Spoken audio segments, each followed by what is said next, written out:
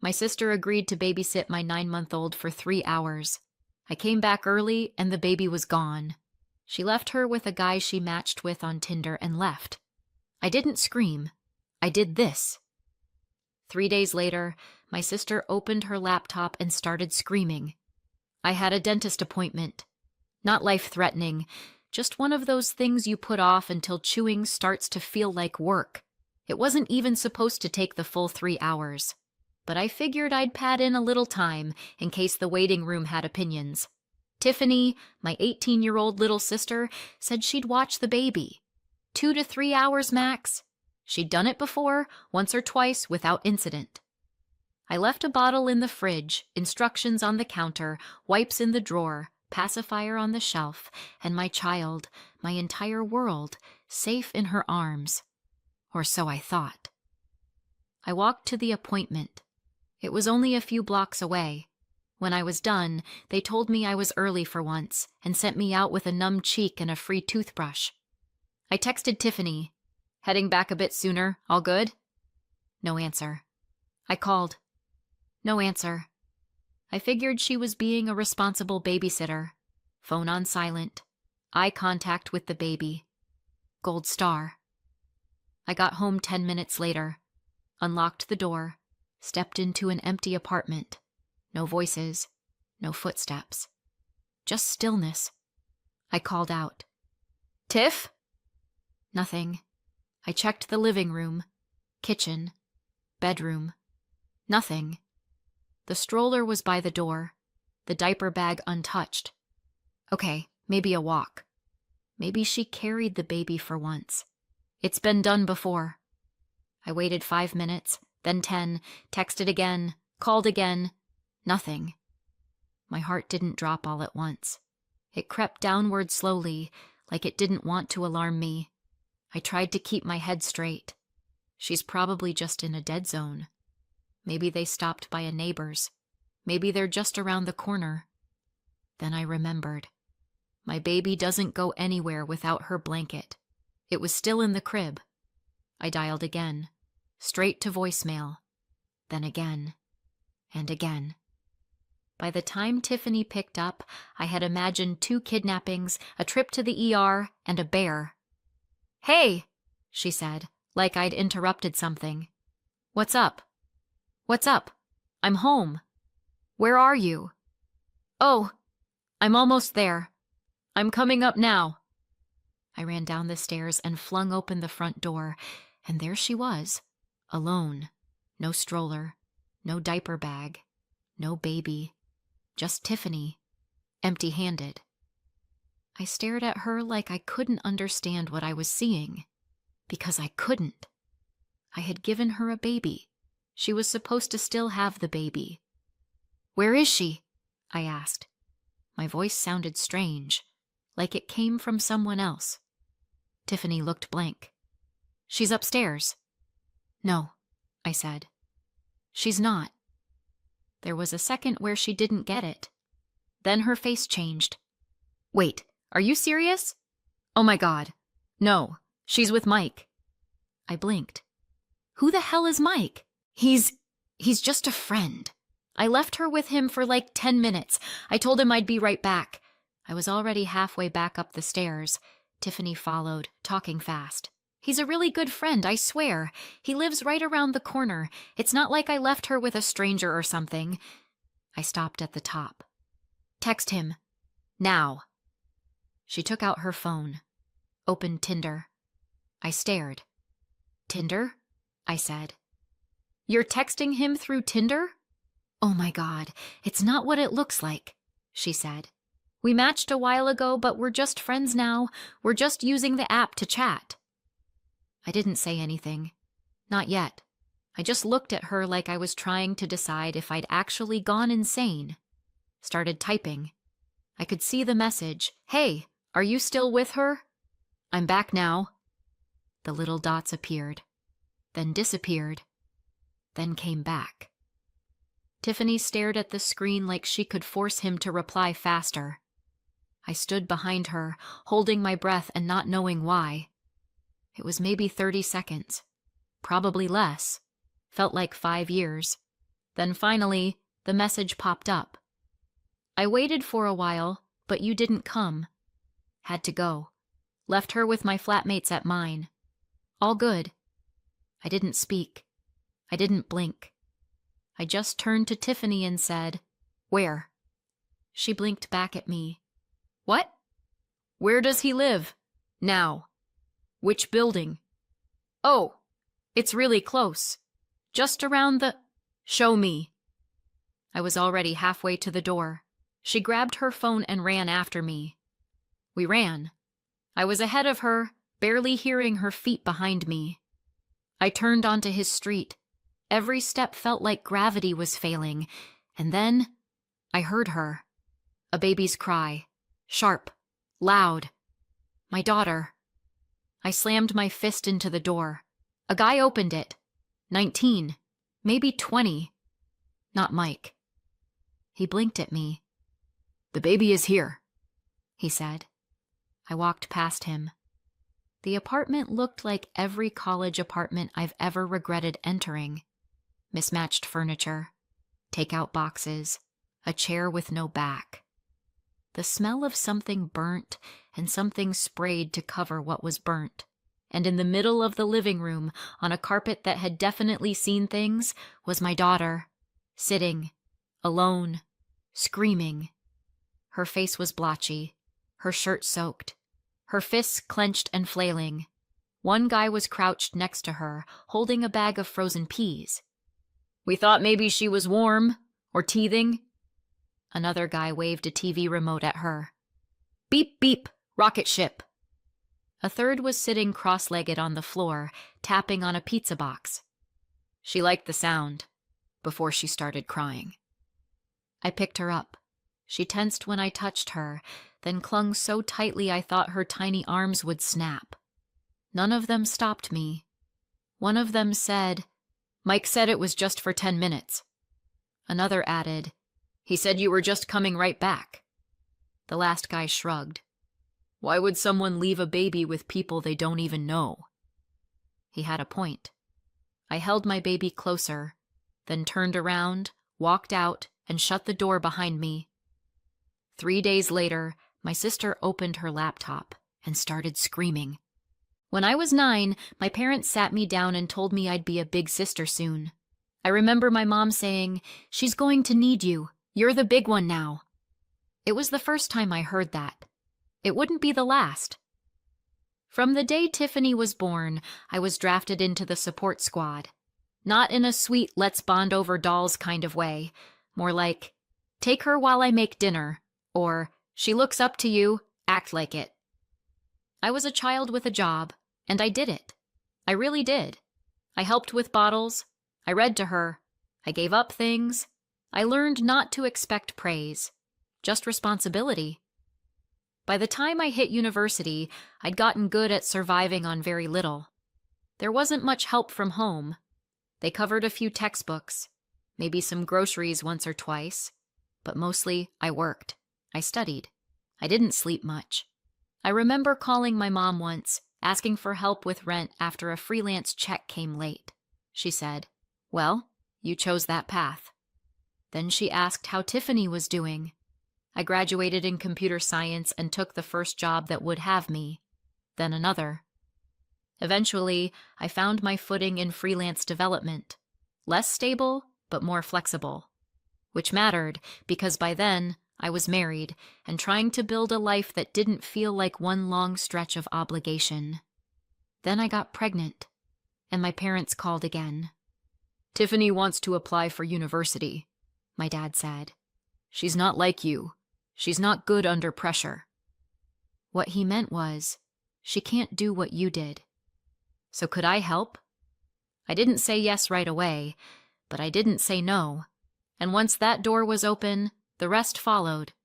At first, it was just the first semester's tuition, then books, then living expenses. I was already working full-time while pregnant, juggling deadlines and doctor's appointments, trying not to drop the ball on either. Once the baby came, I cut back slightly, but not much.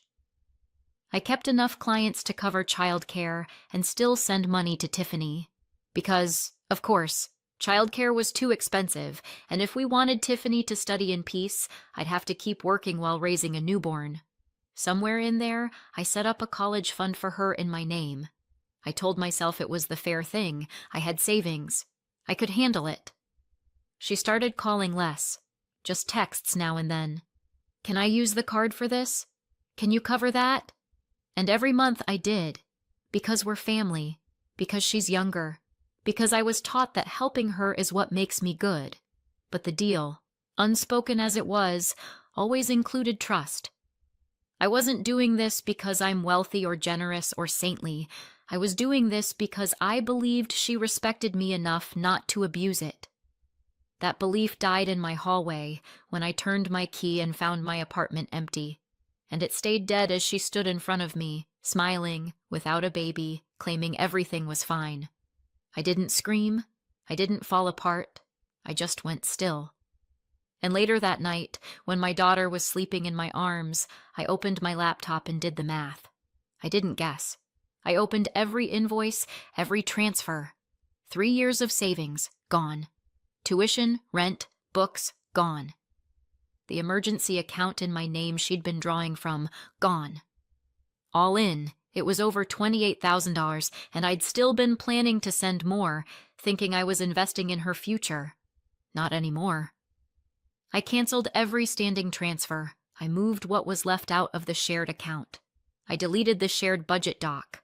I archived every receipt, screenshot, message. I didn't send her a long text. I didn't post a rant. I just stopped. Because at some point, you don't keep explaining why the knife hurts. You just pull it out. I expected Tiffany to call. Honestly, I thought I'd be dodging texts for the next 24 hours. I was ready for "you're overreacting" or "you made your point," or maybe a long string of crying emojis followed by a photo of her empty fridge. What I wasn't ready for was my mother. My phone rang just before 10. I was holding my daughter in one arm and a cup of tea in the other, still running on fumes and adrenaline. I saw the name and almost didn't answer, but curiosity got the better of me. "Lauren," she said, sharp and breathless. "What did you do to your sister?"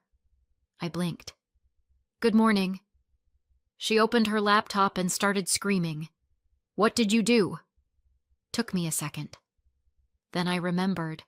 I'd forgotten to mentally prepare for the grand finale. The account freezes. The payment cancellations.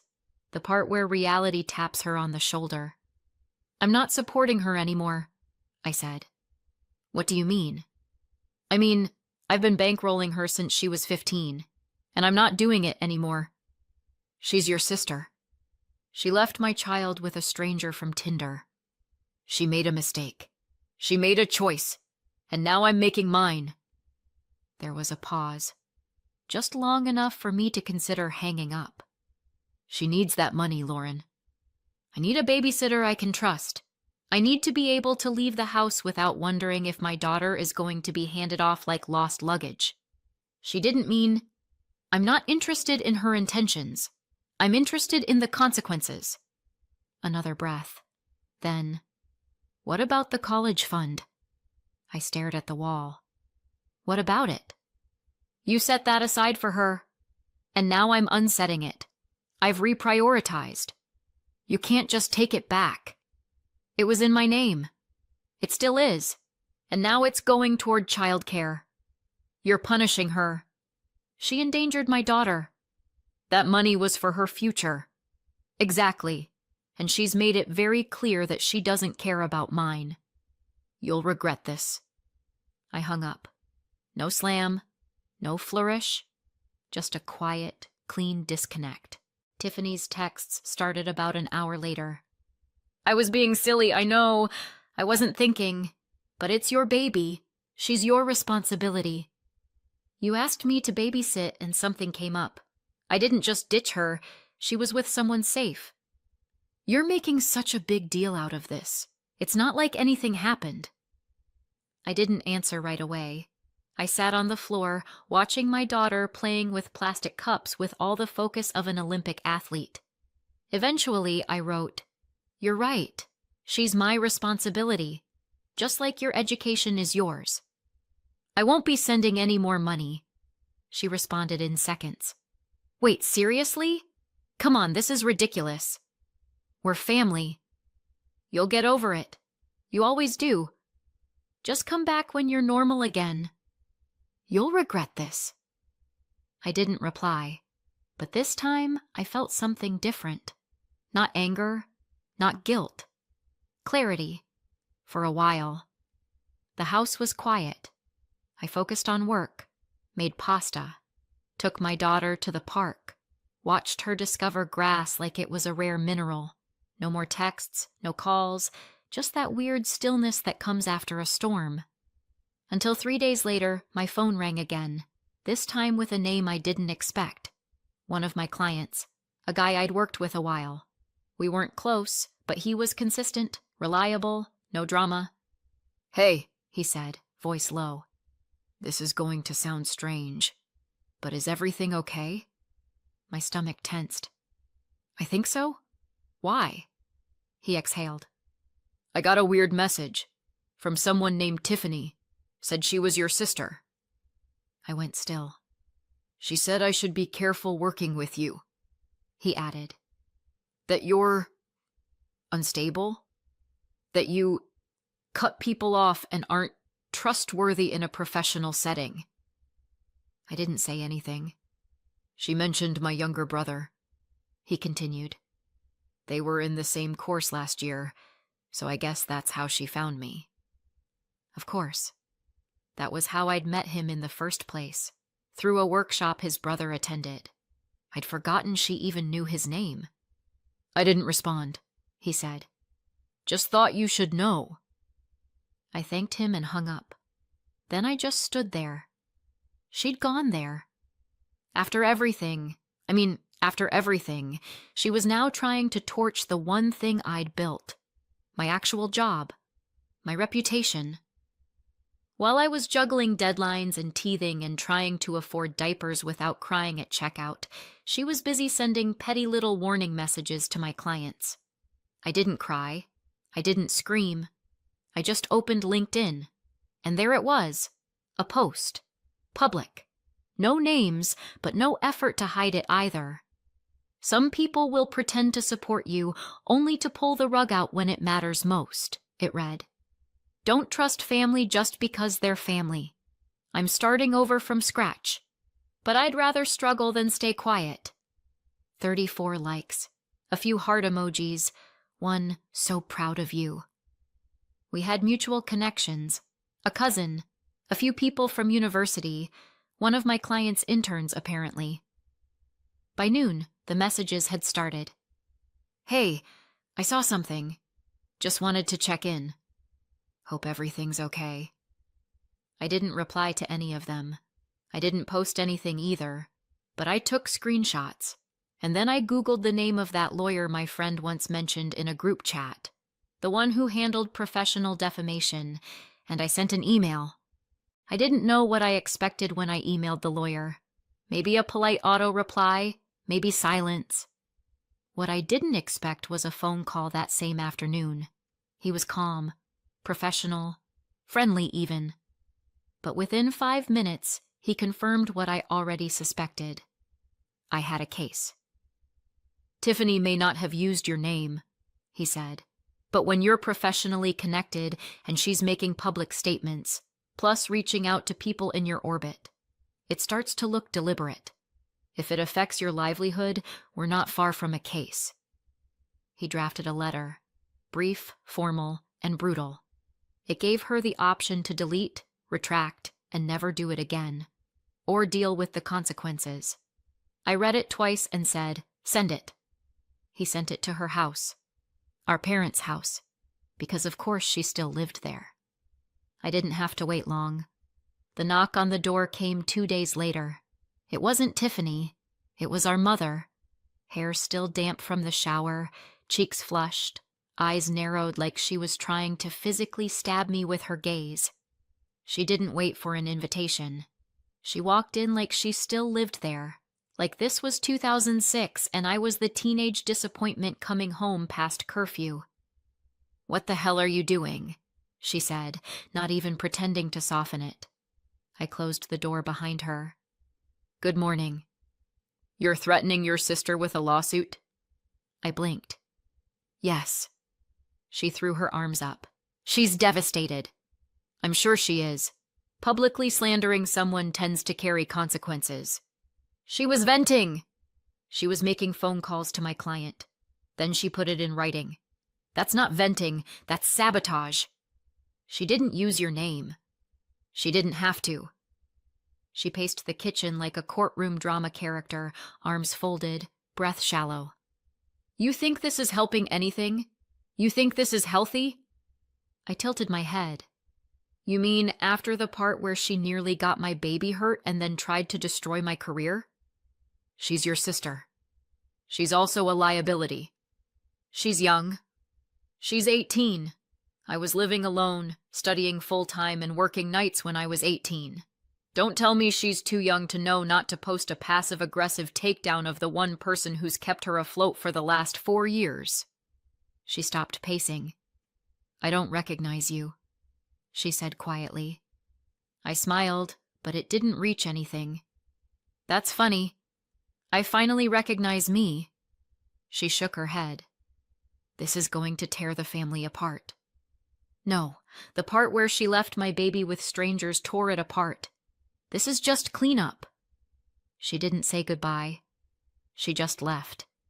And for once, I didn't feel like chasing her down or calling after her or trying to soften the blow. I went back to work. A few days later, the post disappeared. No apology, no correction, just quietly removed. That evening, I got a text. Happy now? I stared at it. Something in my chest tugged, like it was trying to feel something, but there was nothing left to feel. I blocked her. Then I blocked my mother. Weeks passed. The silence was weird. Not peaceful exactly, just empty, like waiting for something to explode and realizing, eventually, the detonation already happened. And then one afternoon, a number I didn't recognize popped up on my phone. Voicemail. It was my mother. I've been cooking for Sunday, just the usual. Are you bringing the baby? I didn't call back. I texted instead. No, we won't be coming. 5 minutes later. Why not? I took a breath.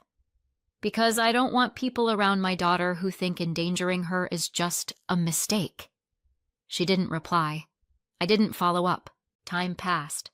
The kind that stretches and bends and gets lost in piles of laundry and nap schedules and Slack notifications you answer half asleep. My daughter learned how to clap, then how to wave, then how to crawl out of the room while pretending she wasn't. Sometimes I still caught myself checking the blocked list.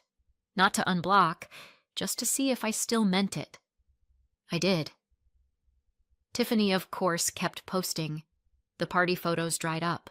The tone shifted. No more velvet dresses or vodka cranberry shots lined up on sticky tables. Now it was half-empty coffee cups, bad lighting, and captions like "grind, don't stop," and "doing what needs to be done even when no one claps." She didn't mention me, not directly, but I knew what she meant. There were long, vague threads about betrayal. About people who pull support just when you start finding yourself, about how we all make mistakes and no one should be punished forever. Some of it sounded like she was talking to herself. Some of it didn't. Then I heard my mother had gone back to work. It took a second to believe it. This was the woman who'd celebrated early retirement with champagne and a cruise brochure. She used to brag about sleeping in until 9. Now she was working again, part-time, picking up shifts at her old office. I saw it on my aunt's Facebook, just a casual comment, something about how she's such a good mother and doing whatever it takes. At first I thought maybe it was boredom, restlessness. Then I heard about the mortgage. They took one out on the house, a new mortgage, at their age, to support Tiffany. She couldn't afford rent and tuition and bills now that she was working fewer hours. She was trying to study, I was told. trying to stay on track. So they stepped in. They hadn't stepped in for me. When I started uni, the best they could offer was a secondhand textbook and a wish for good luck. I juggled 2 part-time jobs, 3 housemates, and a growing ulcer. But for Tiffany, work, a mortgage, maybe a medal if she cries loud enough. It wasn't just the hypocrisy, it was the confirmation. They'd made their choice a long time ago, and now, finally, so had I. These days, I work fewer hours. I still get messages from people asking if I'm available for a rush job, a referral, a last-minute coding rescue. Sometimes I say yes, sometimes I don't. The world didn't fall apart when I stopped being everyone's safety net. Turns out the edges hold just fine. My daughter, my girl, has started saying words now. Not many, just enough to leave me stunned on the kitchen floor some days, holding a spoon midair like I forgot what it was for. I get more time with her, more time with my husband, more time to notice that I laugh more now. I haven't spoken to Tiffany since, or my mother. I'm not sure I ever will. And that silence? Still there. Still strange. But I think I've stopped expecting the explosion. Maybe I've finally learned. It already happened, and I'm still standing. Did I go too far? Or not far enough? Leave a comment, subscribe, and hit the bell.